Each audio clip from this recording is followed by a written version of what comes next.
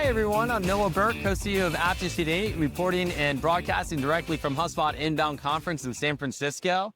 One thing I want to talk about, which isn't necessarily talked about quite a lot, but is a really cool tool to get adoption of your HubSpot CRM implementation, is Academy. And something you can do inside here is actually build playlists for your team. It's one of those little secrets that a lot of people don't necessarily talk about, but one of the hardest parts is getting people to actually use and leverage a system. And oftentimes during the implementation phase, they're wondering, what can my end users start doing today? What can they start taking advantage of? How can they start learning the system? Well, HubSpot has something known as Academy. And as an admin or the individual setting up their instance, what you can go ahead and do is you can build out playlists directly for the individual end users who will be using HubSpot ultimately for you. Now, this is one of those areas of HubSpot that, again, I say, isn't widely known, but is incredibly powerful to ensure adoption of the platform. So what I suggest you go ahead and do is check out HubSpot Academy, look through the playlists, and start building playlists, whether it's for your marketing team, your sales team, your service team,